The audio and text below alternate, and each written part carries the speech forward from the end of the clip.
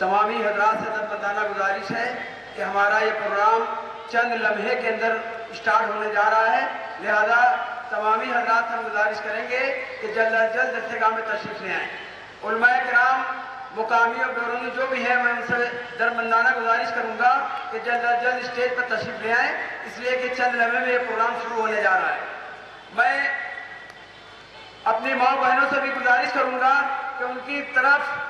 बहुत ज़्यादा शोर गुल बच्चे बचाते हैं, वो उनको रोकते नहीं हैं और काफ़ी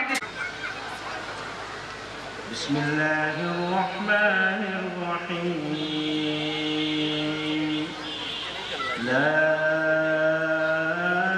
उक़सिमु बियौमिल क़ियामा वला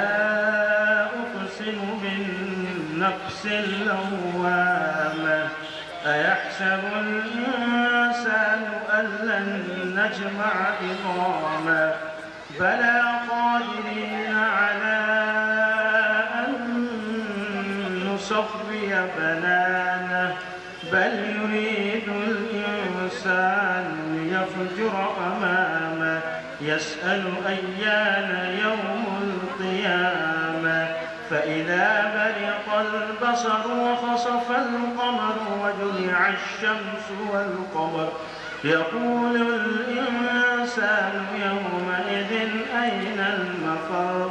كلا لا وزر إلى ربك يومئذ المستقر ينبأ الإنسان يومئذ بما قدم وأخر بل الإنسان على نفسه بصيرة ولو ألقى معاذيرة لا تحرك به لسانك لتعجل به إن علينا جمعه وقرآنه فإذا قرأناه فاتبع قرآنه ثم إن علينا بيانا كلا بل تحبون العاجلة وتذرون الآخرة وجوه يومئذ ناظرة إلى ربها ناظرة ووجوه يومئذ باسرة تظن أن يفعل بها فاقرة كلا إذا بلغت التراقي وقيل من راق وظن أنه الفراق والتفت الساق بالساق إلى ربك يومئذ المساق فلا صدق ولا صلى ولكن كذب وتولى ثم ذهب إلى أهله يتمطى أولى لك فأولى ثم أولى لك فأولى أيحسب الإنسان أن يترك سدى ألم يكن نطفة من مني इस बज़्म का आगाज़ हो चुका है। हमारी जहाँ तक भी आवाज़ जा रही है, हम तमामी हजरात से दरमदाना अपील करते हैं कि बग़ैर किसी ताख़ीर के जल्द अज जल्द जलसेगाह में तशरीफ़ ले आएँ, इसलिए कि आज बहुत ही कीमती बातें आप समाअत फरमाएंगे। अब मैं नात के लिए जनाब अंसार अहमद साहब को दावत देता हूँ कि वो तशरीफ़ लाएँ और नात से हमारे क़ुलूब को मुनव्वर मुजल्ला फरमाएँ। कोई नबी नबियों में मेरे मुस्तफा जैसा नहीं, कोई नबी नबियों में मेरे मुस्तफा जैसा नहीं, कोई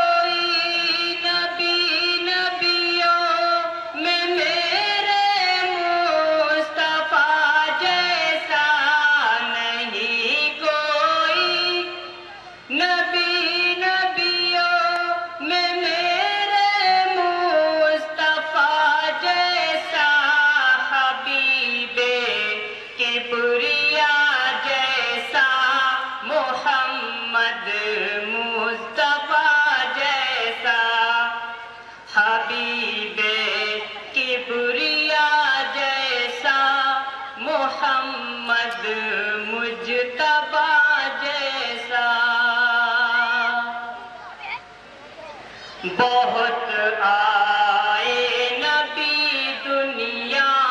میں لیکن آسمان شاہد، بہت آئے نبی دنیا میں لیکن آسمان شاہد، بہت آئے نبی دنیا میں لیکن آسمان شاہد، نہیں آیا نبی کوئی محمد مصطفیٰ جیسا، زمین نے بھی نہیں دیکھا، فلک نے بھی نہیں دیکھا، زمین نے بھی نہیں دیکھا، فلک نے بھی نہیں دیکھا، کسی نے بھی نہیں دیکھا، ہنسی خیر الورا جیسا، ملا اقسام نبیوں کی امامت کا شرف ان کو، ملا اقسام نبیوں کی امامت کا شرف ان کو۔ محترم حضرات، جیسا کہ آپ کو معلوم ہے کہ جمعیت اہل حدیث کانپور کے دوسرے روز کے اجلاس کا آغاز تلاوت کلام پاک سے ہو چکا ہے، لہذا ہماری تمامی حضرات سے دربندانہ اپیل ہے کہ وہ جلسے گاہ میں تشریف لے آئیں، اس لیے کہ آج بہت ہی قیمتی تقاریر آپ سماعت فرمائیں گے۔ محترم دوستوں اور ساتھیوں، اس ہندوستان کے اندر مغلیہ دور کے بعد قرآن اور سنت کا سب سے پہلا جو گھرانہ جس نے قرآن اور سنت کو عام کرنے کی کوشش کی وہ شاہ ولی اللہ محدث دہلوی رحمۃ اللہ علیہ کا گھرانہ تھا۔ اسی گھرانے میں سید احمد شہید جیسے لوگ جو ہے پیدا ہوئے۔ محترم دوستوں اور ساتھیوں، اس سے پہلے ہندوستان کے اندر فقہی مذاہب کا رواج تھا، فقہی مذاہب اس ہندوستان کے اندر موجود تھے اور کتاب و سنت کی کوئی بات نہیں کرتا تھا، یہاں تک کہ جب اس خانوادے نے پہلا ترجمہ فارسی میں قرآن کا کیا تو بڑا ہندوستان کے اندر ایک بوال مچ گیا۔ محترم دوستوں اور ساتھیوں، پھر اسی خانوادے سے حدیث اور قرآن کا چلن اس ہندوستان کے اندر ہوا اور پھر شاہ اسماعیل سعید اور اس طریقے سے جو ہے ایک بہت بڑی جو ہے اسلاف کی جو ہے تاریخ بھری پڑی ہے کہ جنہوں نے قرآن اور سنت کو اس ہندوستان کے اندر جو ہے چلن میں لایا۔ محترم دوستوں اور ساتھیوں، جمعیت اہل حدیث کوئی فرقہ نہیں ہے، جمعیت اہل حدیث ایک تحریک ہے، ایک تحریک تھی اور تحریک ہے۔ محترم دوستوں اور ساتھیوں، فرقہ اور تحریک میں ایک زمین آسمان کا فرق ہے۔ آپ ایک بنیادی بات سمجھ لیجیے، جتنے بھی فرقے اس امت کے اندر بنے ہیں سارے فرقے کسی نہ کسی امتی کے گرد گھومتے ہیں، لیکن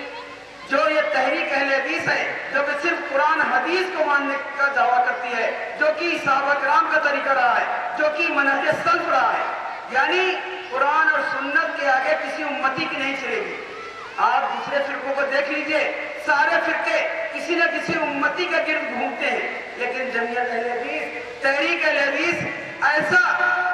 گروہ ہے جو کہ صرف قرآن و سنت کو ترجیح دیتا ہے اور وہ کہتا ہے کہ دنیا کی کوئی بھی طاقت کتنا ہی بڑی حد کیوں نہ ہو، اگر قرآن حدیث کے الٹ وہ کوئی بات کرتی ہے تو اس کی نہیں مانی جائے گی، چاہے کتنا ہی بڑا امتی نہ ہو، چاہے کتنا بڑا صحابہ کرام میں سے بھی ہو، اگر کسی کی بات قرآن سے ٹکرائے گی، کسی کی بات حدیث سے ٹکرائے گی تو اس کو نہیں مانا جائے گا۔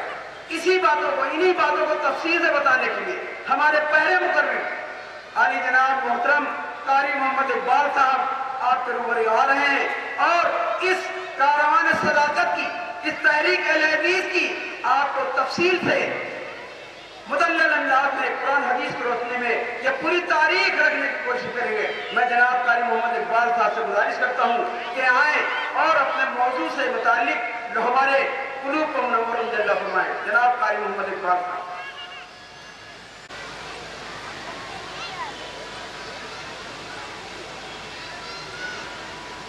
السلام علیکم ورحمۃ اللہ وبرکاتہ۔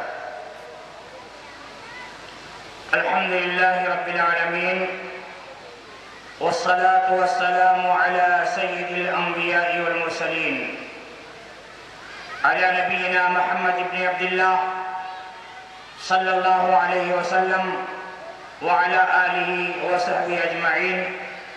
ومن تبعهم بإحسان إلى يوم الدین۔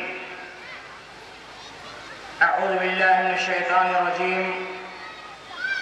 ولتكن منكم أمة يدعون إلى الخير ويأمرون بالمعروف وينهون عن المنكر وأولئك هم المفلحون۔ وقال النبي صلى الله عليه وسلم لا تزال طائفة من أمتي ظاهرين على الحق لا يضرهم من خذلهم حتى يأتي أمر اللہ۔ برادران اسلام، دینی اور ملی بھائیوں، دوستوں اور لائق احترام بزرگوں، آج بتاریخ 23 اپریل سن 2017 بروز اتوار کا یہ دینی اور ملی اور اصلاحی اجلاس عام ضلعی جمعیت اہل حدیث کانپور کی طرف سے منعقد کیا گیا ہے۔ میں اللہ کی حمد و ثنا کے بعد جمعیت کے ذمہ داروں اور یہاں پر جتنے حاضرین و سامعین و سامعات موجود ہیں، سب کا میں شکر گزار ہوں اس ناحیت سے کہ مجھ جیسے طالب علم، کم علم رکھنے والے کو یہاں پر جگہ دی گئی اور ایک ایسے موضوع کی وضاحت کرنے کے لیے مجھے حکم ملا ہے جس موضوع کو میں 1 گھنٹے میں اگر بیان کرتا ہوں تو مثال فٹ آئے گی کہ سمندر کو کوزے میں بند کرنا ہوگا۔ مجھے جس موضوع کے تحت بولنے کا حکم ملا ہے وہ ہے تحریک اہل حدیث۔ حضرات، یہ بہت اہم موضوع ہے، بہت حساس موضوع ہے اور نہ سمجھنے نہ جاننے والوں کے لیے بہت خشک موضوع ہے۔ یہ تاریخی حقائق ہے، یہ وہ نصیحتی کلمات ہیں، یہ زہد و تقویٰ کی وہ مثالیں ہیں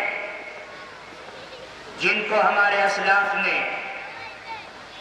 اپنے خون جگر سے سینچا ہے۔ آئیے ایک آیت کریمہ قرآن مقدس کی سورہ آل عمران کی آیت نمبر 104 کی تلاوت کی گئی ہے، اس کا ترجمہ سننے کی کوشش کرتے ہیں اور اسی کے ساتھ ساتھ حدیث نبوی صلی اللہ علیہ وسلم کو بھی پڑھا گیا ہے جو مسلم شریف کی روایت ہے۔ پہلے ترجمہ سن لیں، پھر اپنے مقصد اور منزل مقصود تک چلتے ہیں۔ اللہ تبارک و تعالیٰ نے ارشاد فرمایا وَلْتَكُن مِّنكُمْ